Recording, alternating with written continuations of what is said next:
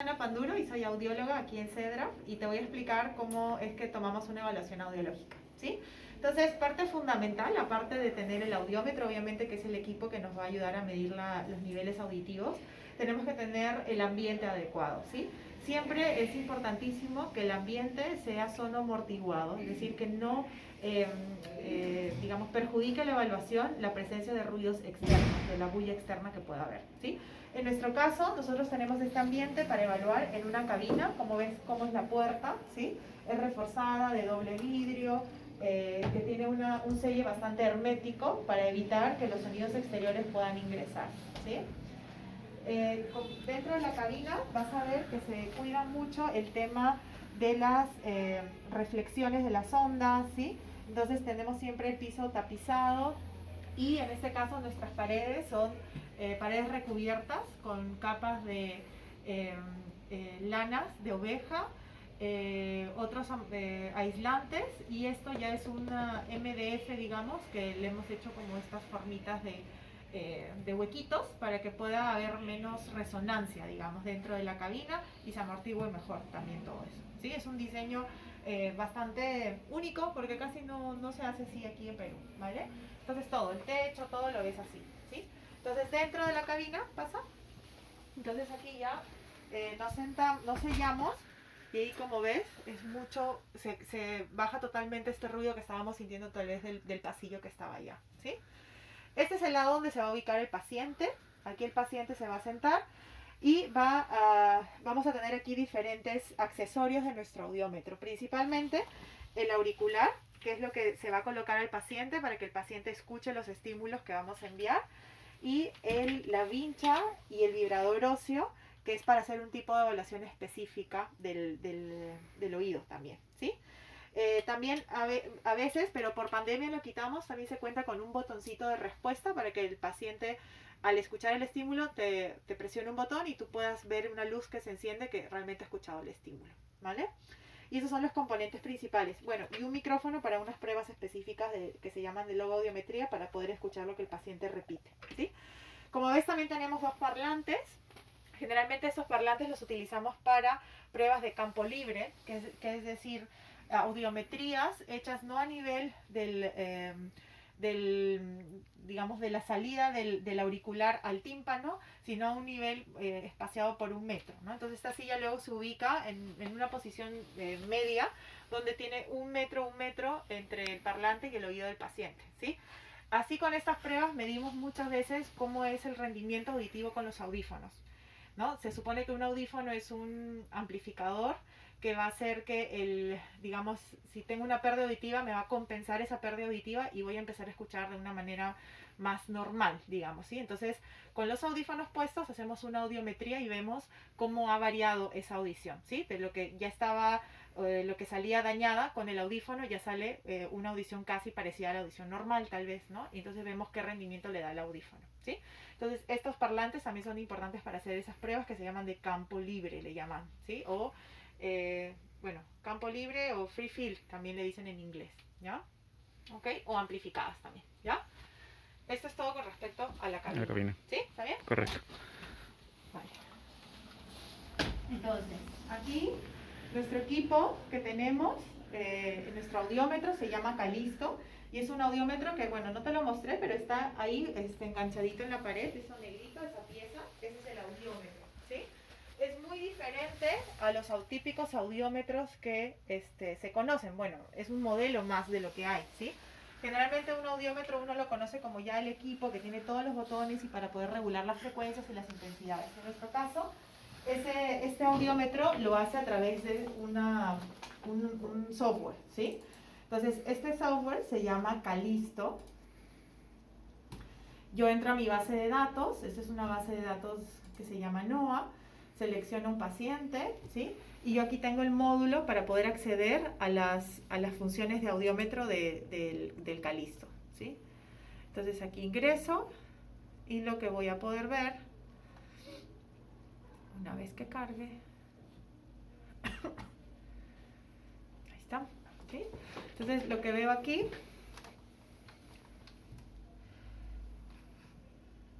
vale. Entonces va a haber voy a ver el color rojo, me indica todo lo que yo evalúe en el lado derecho, y el color azul, esa pantalla, en el lado izquierdo, ¿sí? Entonces, yo para poder determinar la audición, yo voy a valorar diferentes frecuencias a diferentes intensidades, ¿sí? Entonces, como ves aquí, estoy parada en la frecuencia de 1000, que es lo que me indica aquí, ¿sí? Y estoy a una intensidad de 30 decibeles, ¿sí? Normalmente, para detectar las pérdidas auditivas, valoramos desde 125 hasta 8000 Hz, ¿sí? Porque aquí están los sonidos del lenguaje, son las frecuencias del habla, donde se ubican normalmente. Entonces, esto es lo que más nos importa para valorar qué tan funcional es la audición para la comunicación, ¿sí? Sin embargo, muchas veces, en ciertos casos específicos, yo voy a necesitar valorar frecuencias altas, es decir, desde 8000 hasta 16.000 Hz más o menos, ¿sí? El campo auditivo humano, es decir, la capacidad que tiene el oído para escuchar los sonidos, van desde 20 hasta 20.000 Hz. Sonidos más allá de 20.000 no los detectamos, menos de 20 Hz tampoco los escuchamos, ¿sí? Son sonidos que pueden escuchar ciertos animales. Nosotros solamente tenemos desde 20 hasta 20.000 Hz. En la audiometría convencional, entonces, valoramos desde 125 a 8000, porque son las frecuencias de los sonidos del habla, y para, por ejemplo, pacientes que tienen tinnitus o otro tipo de estudios que se quiera hacer, se valora las frecuencias que van desde 8000 hasta 16000 Hz para ver cómo está esta zona, ¿ok? Entonces, yo tengo aquí, como te digo, con el teclado me voy ubicando. Como ves, estoy subiendo, es decir, estoy disminuyendo la intensidad. 0, 5, 10, 15, 20, 15, ¿sí? Esa es la intensidad. Mientras más alto sea el número, obviamente la intensidad va a ser mucho más fuerte, ¿sí? Ahora, aquí tengo diferentes formas de entregar ese sonido, ¿sí? Auricular es justamente esa pieza que te enseñé que está dentro, que es el auricular para mandar el estímulo al lado derecho. Ese mismo auricular, pero ahora va a mandar el estímulo al lado izquierdo, ¿sí? Esa vinchita que te mostré que está ahí colgada, también aquí puedo mandar el estímulo a través de esa pastilla que se coloca en la vía ósea, en el mastoides, para evaluar el lado derecho, el lado izquierdo, y esto es mi campo libre, es decir, mis parlantes, ¿sí? Para mandar el estímulo a través del parlante. Ahora, ese estímulo puede ser un tono puro, que sería este tono, un tono warble, que es modulado en amplitud, y este tono narrow band es un sonido, digamos, de banda estrecha, ¿sí? Es un ruido blanco, pero con la energía concentrada en una frecuencia específica y que todavía te entrega un poquito digamos, de información de las frecuencias aledañas. Y el white noise, que sería un ruido blanco que abarca todas las frecuencias. Entonces, no sé si lo pongo a un volumen alto, tal vez puedas llegar a captar este sonido, ¿vale? Entonces, un tono puro, ¿sí? Este es un tono puro, este es un warble, este es un narrow band,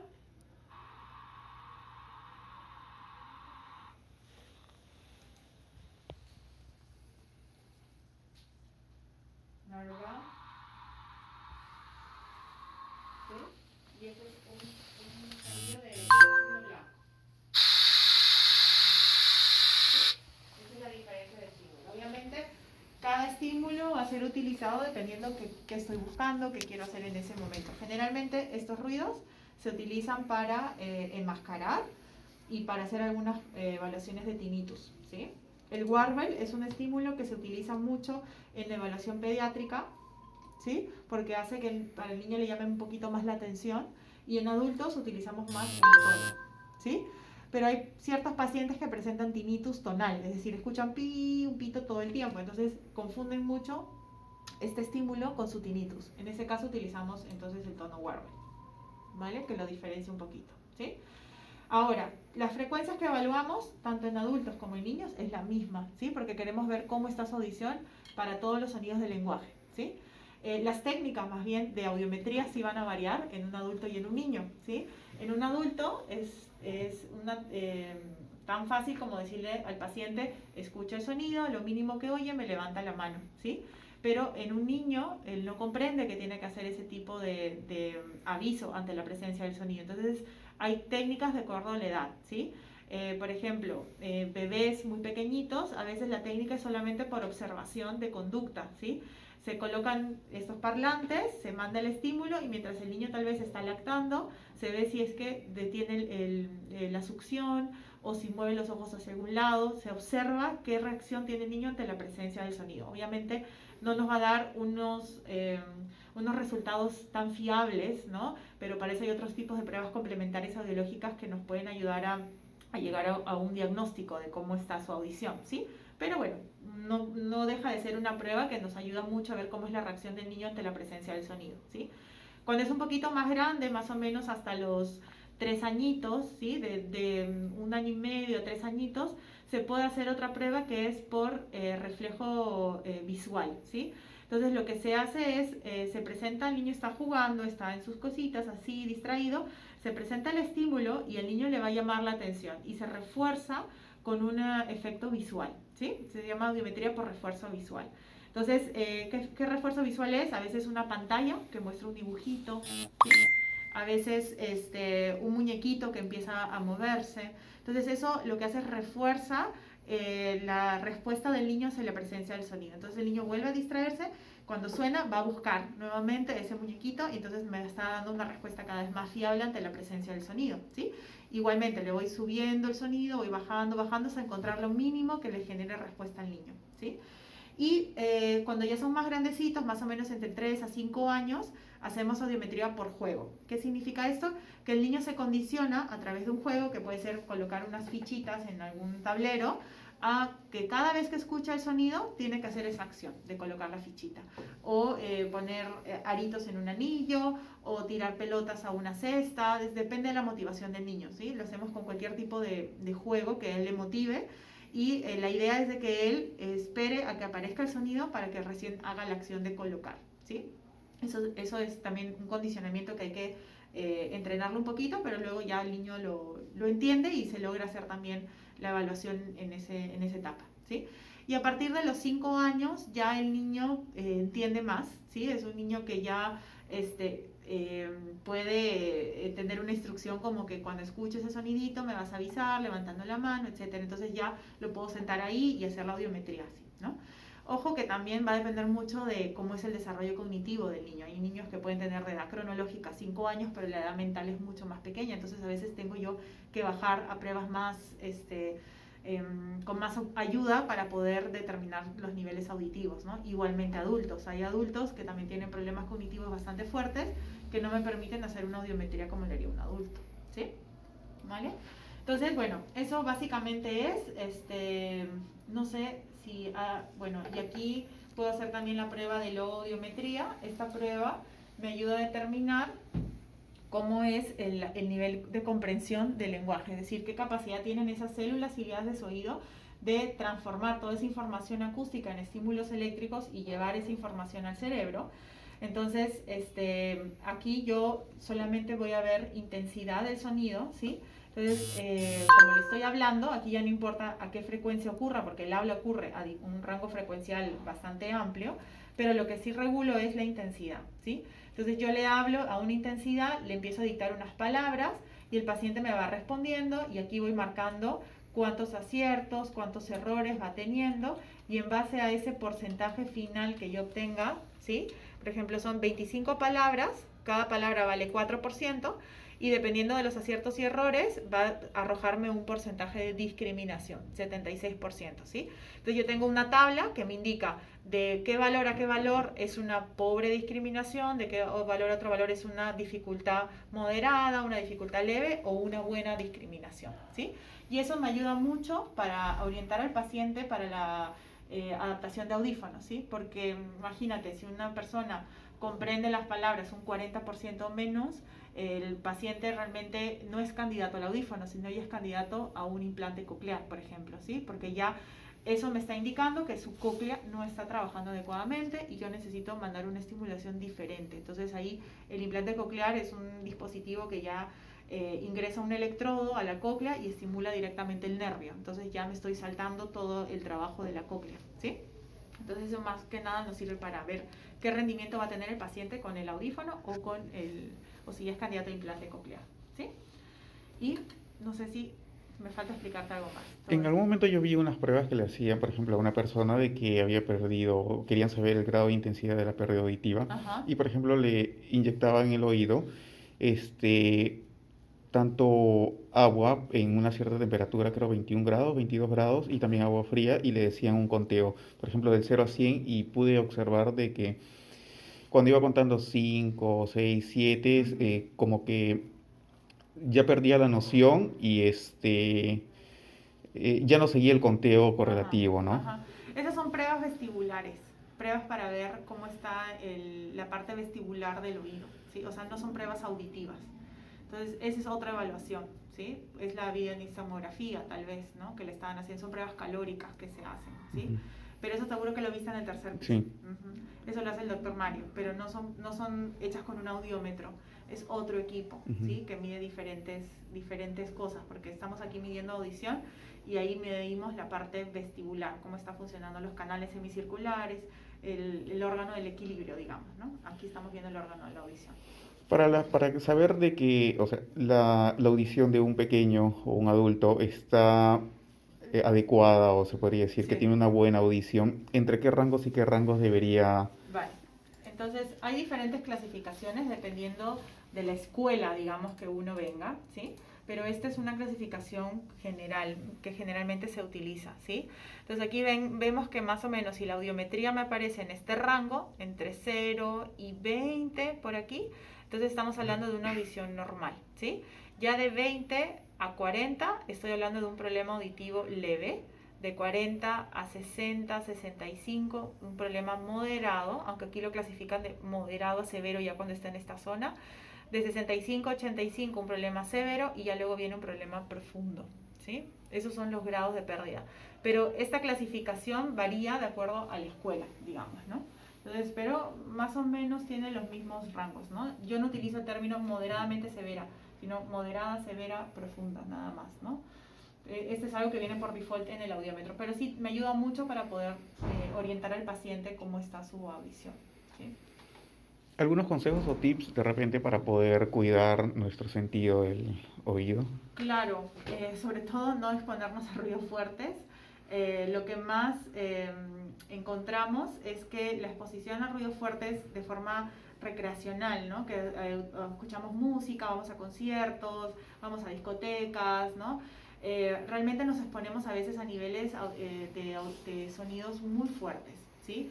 Y no calculamos qué daño puede originar realmente en nuestro oído a lo largo del tiempo, ¿sí? Entonces lo que yo veo mucho ahora es juventud que empieza a detectar un tinnitus, que básicamente es como un síntoma que ya está ocurriendo algo en su sistema auditivo y es por ahí donde empieza la detección de que, ok, efectivamente has perdido un poquito de audición en algunas frecuencias agudas, ¿no? Entonces, lo más importante es cuidar nuestra audición de los ruidos fuertes, ¿sí? Yo no digo del tráfico, por ejemplo, no, porque es un sonido, sí, fuerte, molesto, pero tú no estás caminando o no estás trabajando en la calle todo el tiempo. Si fueras un policía de tráfico te diría, sí, cuídate los oídos ahí. Pero si vas a cruzar la calle, no, ¿no? Es decir, pero si te vas a una discoteca, si te vas a exponer a ruidos muy intensos durante mucho tiempo, tiempo prolongado, ¿no? Entonces ahí sí, colócate protectores auditivos para que evites un daño en tu cóclea, ¿sí? Hay una tabla en internet, si ponen en Google, es tiempo de exposición a intensidad de sonido, ¿sí? Y te sale según los parámetros que se han desarrollado para saber qué cantidad de tiempo es todavía segura para la persona exponerse a tal intensidad de sonido, ¿sí? Entonces, por ejemplo, un sonido de 90 decibeles, tal vez te puedes exponer máximo 30 minutos a ese sonido, ¿sí? Si ya te expones más de 30 minutos, ya te está generando un daño auditivo, ¿sí? Esa tabla a mí me gusta mucho, yo a veces con los pacientes mismos entro a Google, oriento y todo para que vean, porque a veces exageran también muchos, ¿no? O sea, usan tapones todo el tiempo y tampoco es eso, sino solamente cuando estás expuesta a determinados sonidos, ¿no? Ahora, por ejemplo, en pandemia, lo que yo he notado en casa, por ejemplo, con mi hijo, es que todo el tiempo que estuve estos 2 años prácticamente en casa, que salíamos poco, ahora que ya comienza a ir a la escuela, por ejemplo, he notado que ya le fastidian mucho los sonidos. Ajá. Entonces, ¿cómo podríamos de repente ir haciendo que el oído se vaya acostumbrando tanto en casa como de repente afuera, ¿no? En el exterior. Sí. Yo creo que es como que una audición tal vez paulatina, ¿no? O sea, no sé qué tipo de sonidos específicos, porque también existen algunos síntomas que tienen los pacientes como hiperacusia, que es una sensibilidad extrema que se genera ante los sonidos. Eso habría que medirlo también, ¿no?